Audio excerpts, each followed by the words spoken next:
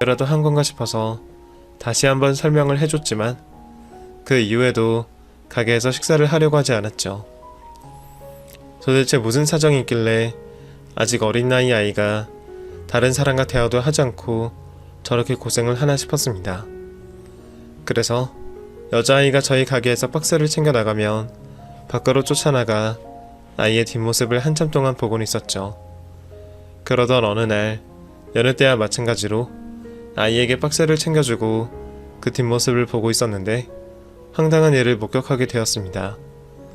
가게를 나간 아이가 곤란한 상황을 겪고 있었죠. 원래 이 근방 폐지를 줍고 다니시는 할머니가 계셨는데 그 할머니께서 그 아이에게 화를 내며 가지고 있던 폐지를 빼앗고 있는 겁니다. 아이는 날아드는 험한 말과 손가락질에 너무 당황을 한 나머지 돌덩이처럼 굳어 있었습니다. 그 모습을 목격하게 된 제가 급히 뛰어가 두 사람의 사이를 막게 되었죠. 우선 할머니를 진정시키고 보내드린 다음 놀란 아이를 가게 안으로 데려와 진정을 할 수 있게 따뜻한 차를 한 잔 내줬습니다. 그리고 조금 진정이 된 아이에게 말을 걸게 되었죠. 다행히 아이는 아주 작은 목소리지만 저의 질문에 대답을 해주었습니다. 이제 진정이 좀 되니? 내가 먼저 이야기를 해줄 걸 그랬다. 이쪽이 폐지 때문에 종종 다툼이 있거든. 그래서 말인데 앞으로 어떻게 하려고 그러니? 다른 곳으로 가보려고요. 어딜 가든 비슷할 거야. 이 동네 폐지 줍는 노인분들이 많으시거든. 다들 그 일이 유일한 생계거리라서 예민할 거고. 그래서 말인데 혹시 여기서 일해볼 생각은 없니? 일은 별로 안 힘든데 나 혼자서 주방일 하고 호르몬까지 하는 건 벅차거든. 안 그래도 아르바이트생을 뽑으려고 했는데 너만 괜찮다면 여기서 일을 하는 건 어떻겠니? 제가 여기서요? 잠깐 일해줘도 되니까 가게가 바쁜 시간에만 일해줘도 돼. 그래도 아마 폐지 줍는 것보다는 우리가 괜찮을 거야. 어때? 해볼래? 저는 좋은데 생각해볼 게 좀 있어서요. 혹시 내일 대답 드려도 괜찮을까요? 어떤 개인적인 사정이 있는지 모르겠지만 아이는 하루 정도 고민할 시간을 달라 했습니다. 저로서는 상관이 없었어요. 사실 가게에 딱히 아르바이트생이 필요한 건 아니었으니까요. 그냥 아이가 너무 딱해 보였고 또 그 여자애를 보면서 하늘나라로 간 제 딸 혜미가 떠올라서 도움을 주고 싶었습니다. 제 딸이 그날 사고를 당하지 않고 살아있었더라면 딱 그 여자아이 또래 정도 되었을 것 같아 항상 딸 생각이 났거든요. 혹시 이마저도 아이가 거절을 하면 그땐 어떡하나 싶었습니다. 아이를 도와주지 못한 것에 대해 계속 마음이 쓰일 것 같았거든요. 다행히 아이는 다음날 찾아와 제 가게에서 일을 할 수 있겠다고 말을 했죠. 시간은 제 쪽에서 편한 시간대로 정해달라고 했습니다. 대신 쉬는 시간에 아주 잠깐 밖을 나갔다 와도 되냐는 말을 했죠. 손님들이 몰리는 피크 시간이라고 해도 저 혼자 응대가 가능했기 때문에 그런 건 상관이 없었어요. 그날 이후 소정이는 저희 가게에서 일을 시작하게 되었습니다. 소정이는 정말 열심히 가게를 해주었습니다. 잠깐 쉬라고 해도 항상 가게의 미비된 부분을 정리해주며 제가 생각한 것보다 더 많은 도움을 주었죠. 그런데 함께 일을 한 시간이 어느 정도 흘렀음에도 불구하고 소정이는 저에게 마음을 열어주지 않았습니다. 따로 개인적인 말을 하려고 하지 않았고 제가 다가가면 몇 발 물러서는 모습을 보였죠. 그러다 보니 제가 도움을 더 주려고 해도 줄 수가 없었어요. 그러다 소정이의 집안 사정을 유추할 수 있는 대화를 하게 되었죠. 사장님, 그래 소정아 왜? 저 혹시 음식 남은 거요. 영어 끝나고도 남아있으면 좀 싸가지고 가도 될까요? 그렇게 해. 근데 네가 가서 먹으려고? 네. 제가 주는 돈이 부족한 건지 아니면 부양해야 하는 가족이 많은 건지 소정이는 매일같이 남은 음식들을 싸가지고 가곤 했습니다. 제게 도와달라는 말은 하지 않고 눈앞에서 음식들만 가지고 가니 마음이 더 불편하더군요. 결국 나를 잡아 퇴근을 하는 소정이를 따라가게 되었죠. 그런데 소정이가 인근에 건물이라고는 없는 곳으로 들어가더군요. 그리곤 컨테이너 앞에 멈춰섰더니 그 허름한 컨테이너 안으로 들어갔습니다. 그리고 한참 동안 밖으로 나오지 않았죠. 전 안쪽 상황을 보기 위해 컨테이너 근처로 접근하게 되었습니다. 다른 사람의 집안을 허락도 없이 염탐한다는 게 옳은 일이 아니라는 건 알았지만 자신에 관해서 아무런 말도 하지 않는 소정이를 돕기 위해선 이 방법밖에 없다고 생각했습니다. 조심스럽게 컨테이너 창문 안쪽을 들여다보게 되었죠. 그곳이 소정이가 지내고 있는 집 같았습니다. 정확히 볼 수는 없었지만 얼핏 보이는 모습만으로도 굉장히 열악한 환경이라는 걸 알 수가 있었죠. 그때 안쪽에서 소정이의 목소리와 함께 다른 사람의 목소리가 들려왔습니다. 그때 처음 알게 되었죠. 소정이에게 가족이 있다는 걸 말이에요. 조심스럽게 몸을 일으켜 목소리가 들리는 안쪽을 들여다보게 되었습니다. 소정이는 자신이 싸온 가게 음식을 다른 목소리의 주인공에게 먹이고 있었습니다. 소정이가 음식을 건네주고 있는 사람 역시 몸이 많이 불편한 듯 보였습니다. 잠시 후 소정이가 마시는 물을 가지고 오려고 자리를 비켰을 때 그 목소리의 주인공의 얼굴을 볼 수가 있었습니다. 그리고 저는 그 사람의 얼굴을 보자마자 눈물을 흘리게 되었습니다. 평생을 찾고 있던 사람이자 꼭 다시 만나 제 잘못을 빌고 싶었던 사람, 바로 제 아내가 그곳에 있었어요. 나이가 들고 깡마른 탓에 얼굴이 많이 변해있긴 했습니다만 아내를 보자마자 한눈에 알아볼 수 있었죠. 순간 이성을 잃게 된 저는 다른 생각을 하지 않고 아내를 만나기 위해 오열을 하며 컨테이너 안으로 들어가게 되었습니다. 여보, 당신 맞아? 정말 당신 맞는 거야? 여보, 사장님? 사장님께서 여기를 어떻게... 여보, 미안해. 내가 잘못했어. 그때 내가 당신을 혼자 둬선 안 되었는데 남은 당신이라도 잘 챙겼어야 했는데 나 당신 원망하네. 아니, 나 당신 원망할 자격 없다는 것도 알고 나 때문에 그렇게 되었다는 것도 알아. 햄이 그렇게 보내고 나까지 감옥에 가니 당신 혼자 버티기 힘들었겠지. 그냥 당신을 만나서 미안하다고 잘못했다고 빌고 싶었어. 그때 내가 당신 힘들게 만들어서 정말 미안해. 아내는 갑자기 뛰어들어와 잘못을 빌고 있는 저를 보고 엄청나게 놀란 듯 보였습니다. 입을 다물지 못한 채 어쩔 줄 몰라 하더군요. 말없는 아내를 보며 제가 이 사람을 너무 놀라게 했다는 걸 그제서야 깨달았습니다. 옆에 있는 소정이를 포함해서 말이죠. 내가 너무 갑자기 들어왔지. 미안해 여보. 미안해 소정아. 그러니까 내가 어떻게 여기를 찾아온 건가 하면 우선 당신 여기에 있다는 걸 알고 찾아온 건 아니야. 나도 방금 창문 너머 당신 얼굴을 보고 말았어. 소정이가 우리 가게에서 일을 하고 있어 힘든 상황인 것 같아서 내가 도와주다가 우리 가게에서 일하면 서로에게 도움이 될 것 같다는 생각을 했거든. 그런데 소정이가 좀처럼 자신의 상황을 이야기하지 않더라고. 쉬는 시간마다 어디 다녀오기도 하고 일 끝날 때쯤 가게 남은 음식도 싸가지고 가고. 소정이가 나한테 말을 해주지 않으니까 어떻게 도와줘야 하나 싶었어.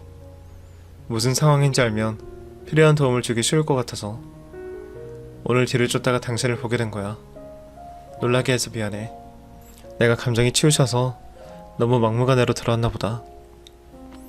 제 이야기를 들은 아내는 아무런 말도 하지 않고 침묵을 유지한 채 가만히 있었습니다. 소정이도 아내의 눈치를 보며 아무 말도 하지 못하고 있었죠. 너무 성급한 등장이라고 생각한 저는 감정을 추스르고 자리를 일어서려고 했습니다. 제가 그 자리에 있어봤자 저는 아내에게 환영받지 못하는 손님이었으니 말이죠. 미안해하며 자리를 일어서려고 하려던 그때 소정이가 입을 떼었습니다. 아줌마, 사장님 이렇게 오해하고 계신 채로 보내실 거예요? 여태 사장님, 아니 남편분을 꼭 만나보고 싶다고 말씀하셨잖아요.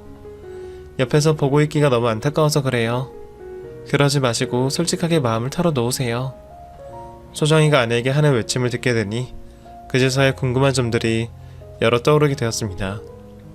소정이와 아내는 무슨 관계이고 아내는 왜 이렇게 열악한 환경에 있는 건지, 또 방금 전 소정이가 말한 아내의 마음은 어떻게 된 것인지 궁금해지기 시작했죠.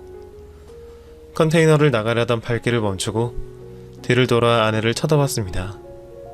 조금 전까지 무표정한 모습의 아내 얼굴은 그 사이 변해 있었어요. 당장이라도 터질 것 같은 얼굴로 아주 조금씩 눈물을 떨어뜨리고 있었죠. 여보, 당신 잘못한 거 하나 없어. 전부 내가 잘못한 거야. 내가 당신에게 미안해야 하는 거야. 나를 용서해줘. 내가 당신 힘들게 해서 미안해. 아내는 결국 조금씩 흐르던 눈물을 참지 못하고 오열을 하기 시작했습니다. 저는 곧바로 아내에게 다가가 꽉 안아주며 같이 눈물을 흘리게 되었죠.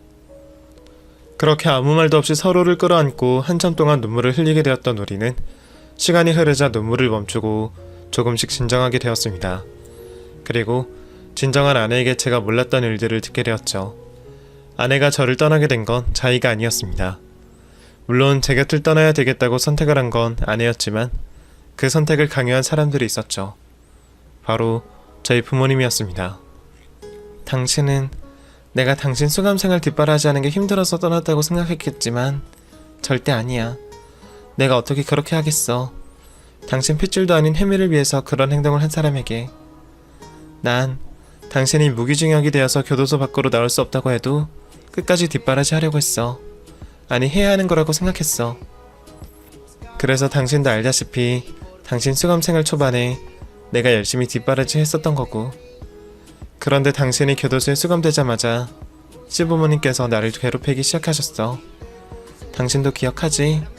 나 별로 탐탁치 않아 하셨던 거. 시부모님께선 교도소에 당신이 아니라 내가 들어가야 했다고 생각하셨어. 또 당신이 교도소에 들어간 일이 모두 나 때문에 벌어진 일이라고 하셨고.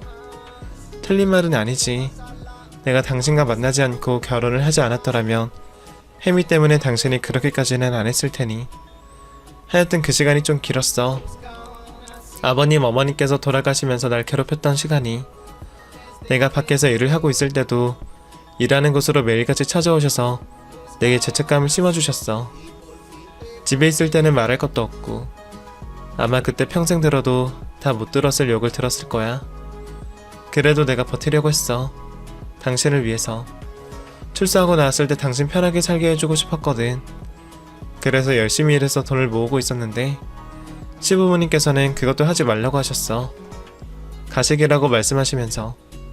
그리고 하루라도 빨리 당신 곁에서 떠나라고 하시더라. 내가 당신 곁에 붙어있으면 계속 안 좋은 일만 발생한다고. 당신 불행하게 만들지 말라고 하셨지. 처음에는 그런 말 전부 신경 쓰지 않고 버티려고 했는데 사람이 어떠한 말을 쉼없이 계속 듣게 되니 스스로를 의심하게 되더라. 정말 내가 당신을 불행하게 만드는 것 같았어. 거기다 그때까지 아버님, 어머니께서 내게 욕설과 폭력까지 휘두르시며 그런 식으로 몰아가시니까 그 의심이 확신으로 변하기 시작했고 나중에는 당신 행복을 위해서 떠나야 된다고 생각이 들더라. 그래서 내가 떠난 거야. 그리고 당신에게 속지 않은 마음으로 내가 번 돈을 아버님, 어머님께 보냈던 거고. 그런데 어느 날부터 아버님, 어머님 통장으로 입금이 안 되더라고. 그때 예상을 했어. 두 분이 세상을 떠나셨겠구나. 그래서 당신 출소하면 만나러 가볼까 했는데 머릿속에서 계속 맴도는 말이 있더라. 내가 당신을 불행하게 만든다는 그 말. 그래서 당신 앞에 안 나타나기로 하고 살아가고 있었어. 그런데 이렇게 당신을 만나게 되었네. 미안해, 말도 없이 떠나버려서. 아내에게 이야기를 듣고 있는 동안 미안해서 고개를 들 수가 없었습니다. 부모님께서 아내를 못마땅해 하는 걸 모르는 것도 아니었는데 왜 내가 그때 좀 더 세심하게 신경 쓰지 못했나 싶더군요. 아내가 면회로 올 때마다 마냥 그 순간이 반가워 아내가 그늘진 모습을 보지 못했던 제가 원망스럽고 한심하게 느껴졌습니다. 그랬구나. 그럼 소정이랑은 무슨 사이인 거야? 소정이는 내가 집을 나오고 한참 뒤에 만나게 되었어. 내가 이전에 생활했던 곳은 당신이 찾아올지도 모른다는 생각에 아예 연고가 없는 곳에서 지내게 되었는데 일하는 중간중간 소정이가 눈에 띄더라고. 그때 소정이가 고등학생이었는데 몸이 불편하다는 이유만으로 어렸을 때부터 가족들에게 방치와 학대를 당하고 있었거든. 그때 다른 사람들이 그러는 것처럼 알아도 모른 척 할 수 있었지만 그게 안 되더라. 당신도 똑같았을 거야. 우리 혜미가 생각났을 거니까. 그래서 내가 소정이를 도와주게 되었어. 그렇다고 그 집 부모에게서 애를 데리고 올 수 없는 일이니 내가 이것저것 챙겨주게 되었고 우리는 서로가 서로에게 위로를 받는 사이가 되었지. 그러다 소정이가 성인이 되었을 때 더는 집에서 못 있겠다고 하는 거야. 괴롭힘을 더는 당하기 싫다고. 내가 이전부터 상황을 모르고 있던 게 아니었으니까 우리 집으로 데리고 왔어. 그때부터 내가 보살펴주게 되었고. 아, 그랬구나. 그런데 당신 여태 여기에서 생활한 거야? 소정이가 보이는 행동들을 보면 상황이 별로 안 좋은 것 같은데. 그리고 당신 어디 아파? 아까도 소정이가 당신한테 밥을 먹여주는 걸 봤거든. 지금 봐도 안색이 안 좋아 보이고. 아니야, 나 건강해. 지금 잠깐 상황이 안 좋아서 그런 거지. 그리고 우리 서로 만나는 건 오늘 이 시간까지만 하자. 할 이야기 있어도 소정이 통해서 하고. 그 사이 아내는 감정이 진정된 듯이 저와 다시 거리를 두려고 했습니다. 그때 소정이가 저에게 다른 진실을 이야기해 주었죠. 아니에요, 아저씨. 지금 아줌마 아프세요. 그러니까 아줌마 좀 도와주세요. 아줌마 1년 전부터 투병 중이세요. 치료비 때문에 상황이 이렇게 된 거예요. 사실 이전에도 형편이 좋으신 편은 아니었는데 저 보살펴 주시면서 병원 치료까지 받게 되시니까 상황이 더 안 좋아졌어요. 그래서 제가 일자리를 구하려고 했는데 제 몸 때문에 쉽지가 않더라고요. 우선 당장 급하게 끼니라고도 해결하려고 폐지를 줍고 있었는데 아저씨를 만나게 된 거예요. 또 아저씨 가게에서 일하면서 아줌마가 걱정되어서 쉬는 시간이면 집에 잠깐씩 갔다 온 거고요. 이후에 알게 된 사실이지만 아내는 몸이 불편한 소정이가 혼자서 독립하여 살아갈 수 있도록 도움을 주려고 했습니다. 그래서 자신도 힘든 형편임에도 불구하고 소정이에게 사이버 대학을 다니게 하며 학비를 지원해 줬더라고요. 그러다 중간에 아내가 병이 생기게 된 거죠. 생명에 지장을 주는 병까지는 아니었지만 자가 면역 질환이다 보니 육체적 정신적으로 우리가 가는 일을 할 수 없었다고 합니다. 또 기본적인 움직임도 제한을 받아 시간이 갈수록 아내의 몸이 악화되었고요. 그래서 두 사람이 생활할 수 있는 돈을 마련하기 위해 컨테이너로 이사를 왔다고 합니다. 그리고 소정이는 돈을 벌기 위해 밖으로 나오게 되었고요. 그런데 몸이 불편한 소정이가 일을 할 수 있는 곳은 없었습니다. 큰 도시들은 일자리도 많고 몸이 불편한 사람들이 일을 할 수 있게 연결을 시켜주는 기관도 있었겠지만 저희가 살고 있던 지역은 작은 소도시이다 보니 소정이가 일할 수 있는 곳이 없었습니다. 그래서 폐지를 줍고 전단지를 돌리며 다녔던 거죠. 소정이가 아니었다면 중요한 시기를 또다시 놓칠 뻔했습니다. 전 무슨 일이 있어도 아내와 소정이를 돕겠다고 다짐을 했죠. 그래서 아내를 설득하게 되었습니다. 하지만 아내는 망설이는 모습이었습니다. 아직까지 과거 저희 부모님이 한 말을 우려하는 것처럼 보였죠. 여보, 과거에 우리에게 있었던 비극적인 일들 당신 탓이 아니야. 잘못이라면 바울을 어긴 그놈과 나한테 있다고. 오히려 당신은 피해자인 사람이지. 우리 부모님 그냥 누구에게 책임을 돌리려고 싶어서, 탓을 하고 싶어서 당신에게 비난의 화살을 돌린 거라고. 그건 당신도 알고 있잖아. 그리고 내가 왜 당신 때문에 불행해져.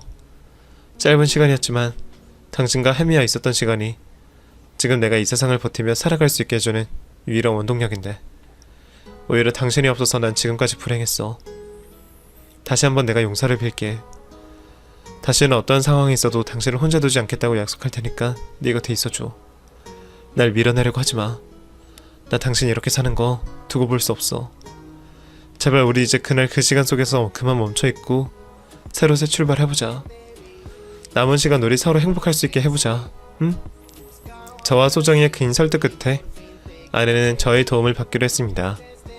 그리고 다음날부터 열악한 환경인 컨테이너를 떠나 제가 머물고 있는 집으로 들어와 치료를 이어가게 되었습니다.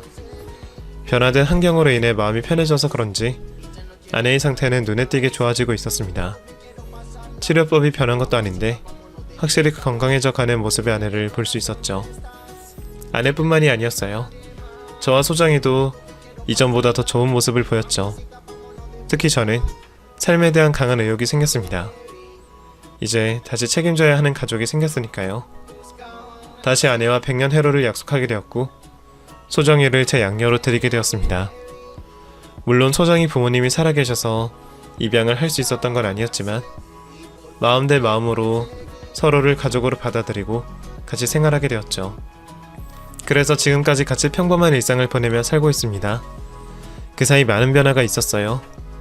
아내는 완쾌에 가까운 몸 상태가 되었고 두 사람에게 좀 더 편안한 환경을 만들어주기 위해 넓은 집으로 이사를 가게 되었죠. 삶의 의욕이 생긴 덕분에 가게 일을 열심히 하다 보니 가게도 확장할 정도로 잘 되고 있고요. 지금은 아내와 제가 같이 가게를 꾸려가고 있고 공부를 하고 있는 소정이가 종종 가게를 도와주고 있습니다. 이렇게 사연을 쓰며 제 인생을 정리하다 보니 아내와 떨어진 시간들이 정말 너무나도 아깝게 느껴집니다. 그래서 한편으로는 앞으로 아내와 함께 또 소정이와 함께 같이 보내게 될 시간이 정말 소중하고 감사하게 느껴지네요. 다시는 이전과 같이 후회를 하지 않기 위해 저와 가족들에게 주어진 시간을 허비하지 않고 사랑하면서 살아가겠습니다. 여러분들께서도 곁에 계시는 가족들과 항상 사랑하시며 살아가시길 바라겠고